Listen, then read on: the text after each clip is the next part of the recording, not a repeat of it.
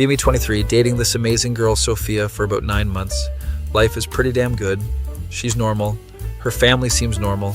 Keyword being seems. Get invited to meet her parents for dinner at their house. Sophia is nervous as hell.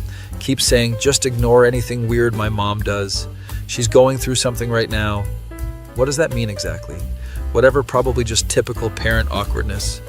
How bad could it possibly be? Spoiler alert, it was catastrophically bad.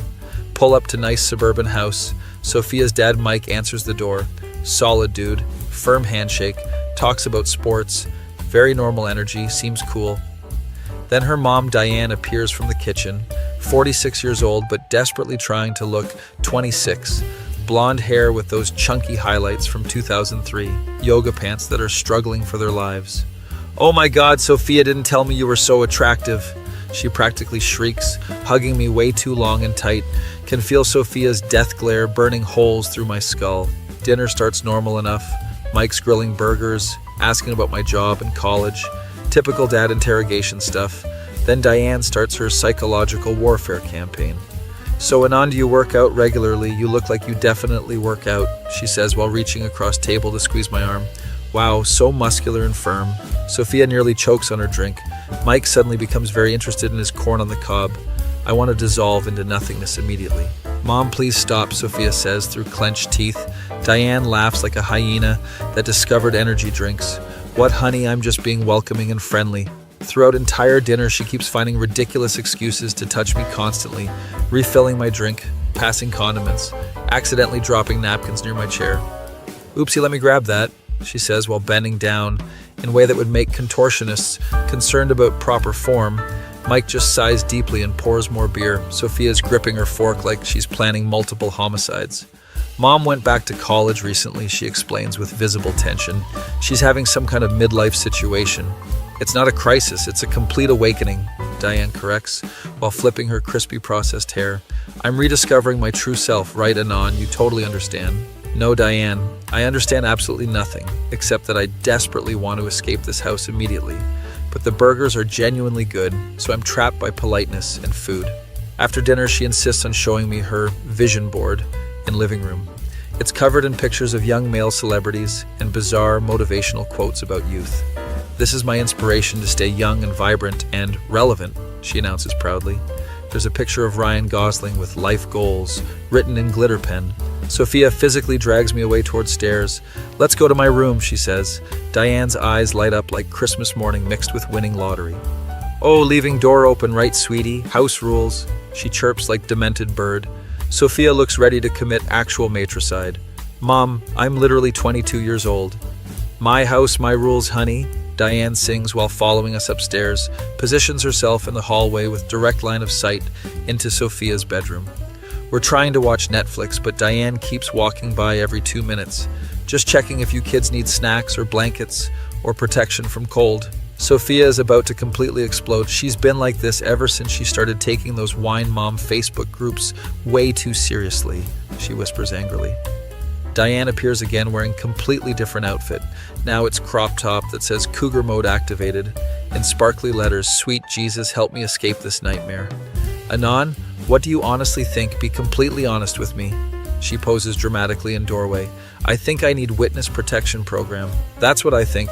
It's very nice, I manage to stammer out. Sophia throws pillow at door aggressively. Mom, go away right now. Diane pouts like actual teenager. Fine, I know when I'm not wanted. Spoiler alert, she absolutely does not know when she's not wanted, comes back 5 minutes later with brownies.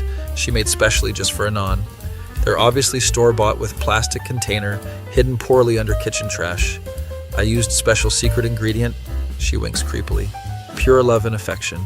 Sophia completely snaps. Okay, we're leaving right now. We head downstairs, but Diane blocks path like final boss in video game. Nobody wants to play. Wait, Anand hasn't seen my new dancing skills yet. I've been taking classes at studio. Before anyone can stop her, she connects phone to Bluetooth speaker. Milkshake by Kellis starts blasting through house. This is actually happening. This is really happening. Diane starts twerking aggressively in living room. Mike walks in, sees what's happening, immediately turns around and walks away. Smart man with good survival instincts. Wish I could follow him. My milkshake brings all boys to yard. She sings directly at me while doing moves that probably violate several international treaties. Sophia grabs my hand and literally sprints to front door. Diane chases after us. Wait, Anon, I haven't shown you my pole fitness routine yet. You're what exactly? Sophia screams in pure horror. We escape to my car and peel out like we're fleeing active crime scene, which honestly we might be. Sophia is completely mortified and embarrassed. She installed actual pole in garage last month. Dad sleeps in guest room now. I pat her shoulder sympathetically. Think nightmare is over. Absolutely wrong. Diane finds my Instagram that same night, likes every single photo, going back to 2014, comments fire emojis on gym pictures. Next several weeks become pure psychological warfare. She accidentally texts me, instead of Sophia, "Oops, this lingerie picture was meant for my girlfriend group chat." No, it absolutely wasn't, Diane. We all know it wasn't.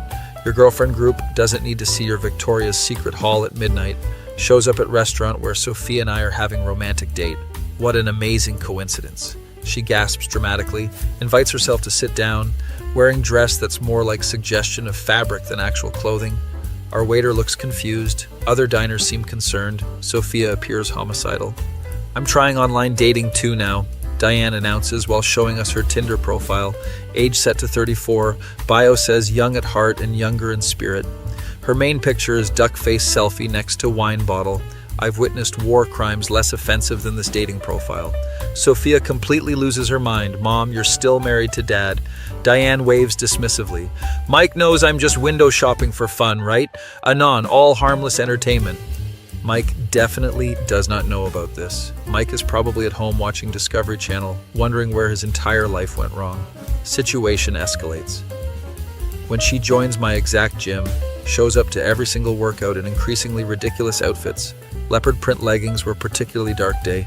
Need spotted on, she purrs seductively while I'm bench pressing. Nearly drop bar on my neck. Death might be preferable to this ongoing situation. Sophia starts coming to gym too just to cock block her own mother. This is what my life has become. Weird territorial battle at local Planet Fitness. Diane starts fitness Instagram account. Every single post tags me specifically. Working out with my daughter's attractive young friends. Someone please end this suffering. Breaking point comes at Sophia's birthday party. Diane shows up wearing exact same dress as Sophia. Twinsies. She shouts while posing for pictures. Sophia storms out in tears. I follow her. Diane follows me. Mike stays inside, probably contemplating divorce lawyers and sweet release of death. Why does she hate me so much? Diane fake cries dramatically. I'm just trying to be cool, supportive mom.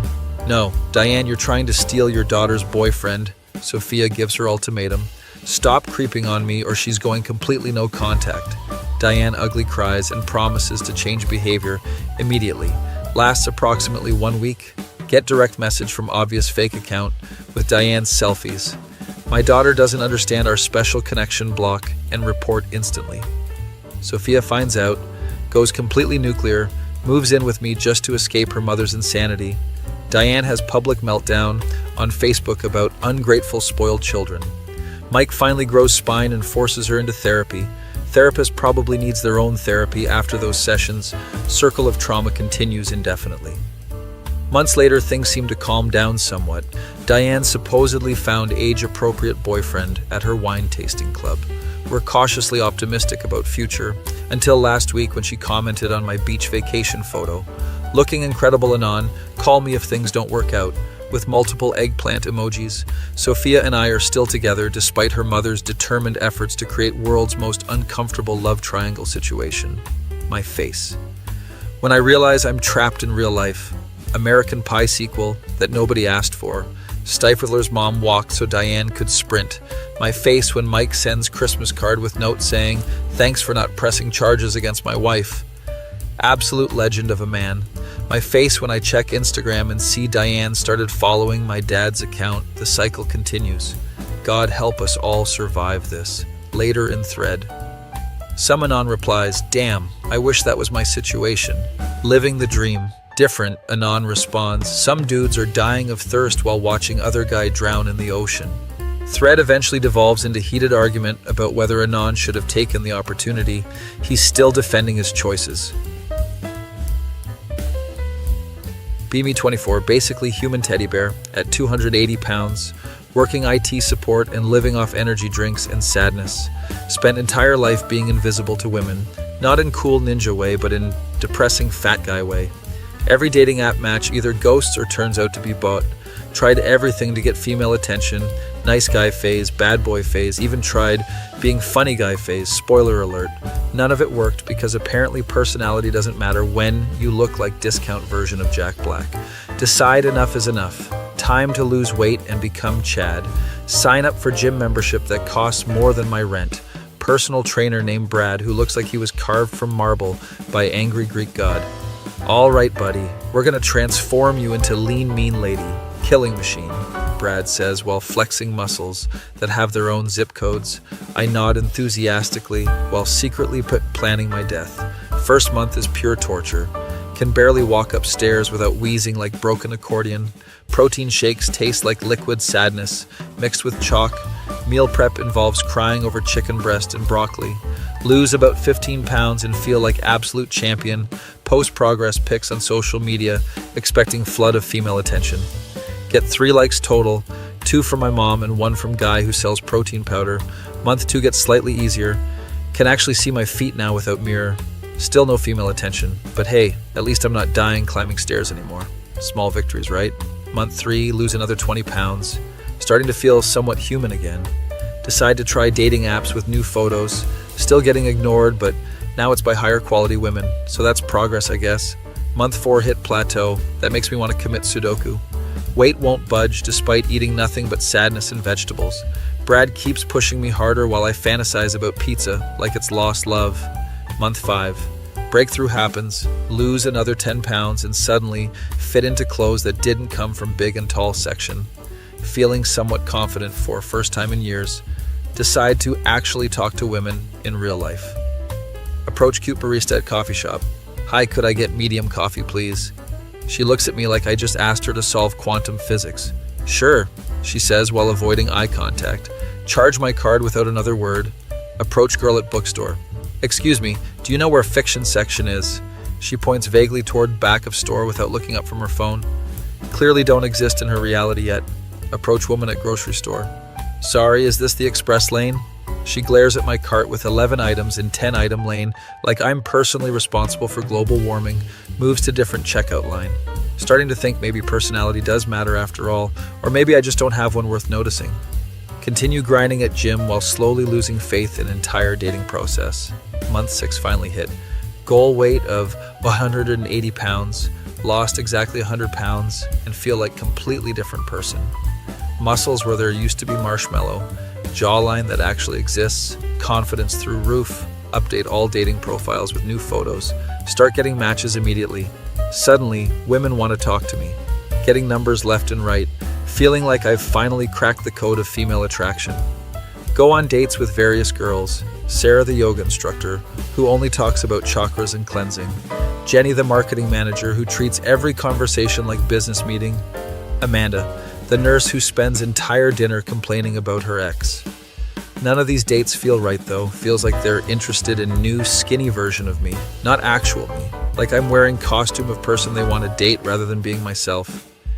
Getting frustrated because even though I'm getting attention now, it feels hollow and fake. These women wouldn't have looked at me twice 6 months ago when I was fat but had exact same personality. Starting to wonder if this whole weight loss journey was just elaborate exercise in becoming someone I'm not. To impress people who don't actually care about who I am as person. Decide to take break from dating and focus on maintaining new lifestyle. Hit gym regularly, but now for health rather than desperation. Eating well because it makes me feel good, not because I hate myself. Month 7, sitting at the coffee shop, same one where barista ignored me months ago working on the laptop. When someone sits at table next to me, look up and see absolutely gorgeous petite blonde girl with bright green eyes.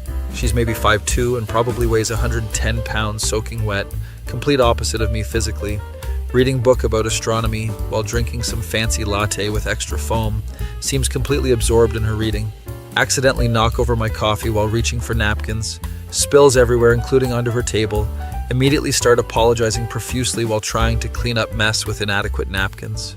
Oh God, I'm so sorry, I'm complete klutz, I say while frantically dabbing at coffee puddle, expecting her to be annoyed or disgusted. Instead, she laughs and hands me napkins from her table. Don't worry about it, happens to everyone, she says with a smile that could power a small city. Besides, you looked really focused on whatever you're working on. Concentration face is serious business. We chat briefly while cleaning up mess. Her name is Lily, and she's astronomy graduate student at local university. Studies star formation and galaxy evolution. Basically rocket scientist, which is intimidating as hell. What do you do? She asks while we're throwing away soggy napkins. 8 support, mostly network administration and server maintenance. I reply, expecting her eyes to glaze over like everyone else's do. Instead, she lights up. Oh, that's so cool. I've been having issues with my home network setup for astrophotography. Mind if I ask you about it sometime? Nobody has ever called my job cool before in my entire life. We exchange numbers and start texting regularly. She asks genuinely interesting questions about technology, while I learn fascinating things about space and stars. Conversations flow naturally without any awkward forced romance. Week later, she asks if I want to grab dinner. Not sure if it's date or just friends hanging out, but honestly don't care because she's amazing company, regardless of romantic potential. Meet at small Italian restaurant. She shows up wearing simple dress and looks absolutely stunning. Conversation continues to flow easily. She tells stories about late-night telescope sessions and I share tales of server room disasters. Halfway through dinner, she pauses mid-sentence and looks at me seriously. Can I ask you something kind of personal? My heart stops because this is usually when women reveal they have boyfriend or aren't interested. Sure, ask away, I say, while mentally preparing for rejection. Why do you seem so surprised that I wanted to hang out with you? She asks with genuine curiosity, like you keep acting like you can't believe I'm here. Explain briefly about recent weight loss and how women never paid attention to me before. She listens thoughtfully without judgment or pity, just genuine interest in understanding my perspective. That's really impressive that you made such big lifestyle change, she says. But can I tell you something? I nod nervously. I actually noticed you months ago when you were heavier. My brain stops functioning properly. What do you mean? I ask in confusion. You used to come to coffee shop regularly and you always looked so gentle and kind, she explains. I wanted to talk to you, but you seemed sad and I didn't want to bother you. You wanted to talk to me when I was fat, I say in disbelief. She laughs. Well, yeah, you seemed like a really nice person, plus honestly. She blushes slightly. I've always been attracted to bigger guys. Really, why? I ask, because this goes against everything I've learned about female attraction. They feel safe and warm, she says simply, like human teddy bears, you know. Plus, in my experience, they're usually more genuine and less arrogant than gym guys. Spend rest of dinner talking about everything and nothing. She tells me about her research on binary star systems, while I explain why turning computer off and on again actually fixes most problems. By end of night, we're both laughing constantly. Walk her to car, and she hugs me goodbye. I had really great time, she says. Want to do this again soon? I'm still processing fact that perfect woman apparently wanted to date me before I lost weight. Absolutely, but can I ask you something now? I say. Of course, she replies. Would you have been interested in me if I hadn't lost weight? She thinks for a moment, then smiles. Honestly, probably more interested. The fact that you worked so hard to improve yourself shows great character, but I like the teddy bear version too, she says before getting in the car. Good night, Anon. Drive home in complete daze trying to process that I spent months transforming myself to attract women, only to meet perfect girl who preferred original version. Universe has weird sense of humor, apparently. We start dating officially after a few more dates. She meets me at gym sometimes and supports my healthy lifestyle, but also makes sure I know she cares about me, not just my appearance. Introduce her to friends who are shocked that someone so attractive is dating me. Dude, how did you land her? They ask. Apparently by being myself, I reply, which confuses them greatly. 6 months later, we're living together and completely happy. She's teaching me about constellations while I help her build better computer for data analysis. Perfect partnership of brains and technical skills. Occasionally run into girls who ignored me when I was fat, but show interest now. They're confused when I introduce Lily as my girlfriend. But you could do so much better now, one of them says. Lily overhears and responds, actually he could have done better before too, you just couldn't see it. Then gives them smile that could freeze helium. Absolute savage, and I love her more for it. Realize that whole journey wasn't really about losing weight to attract women. It was about learning to value myself enough to believe I deserved love. Lily just happened to see that value before I did. Still maintain healthy weight because it makes me feel good and live longer with Lily. But now I know that right person will love you at any size if you love yourself first. My face, when I spent years trying to become someone else only to discover perfect woman was waiting for original me all along. Sometimes best things come to those who wait and work on themselves. My face. When Lily still calls me her teddy bear, even though I'm not nearly as cuddly anymore, keeps one of my old shirts because it smells like me and makes her feel safe.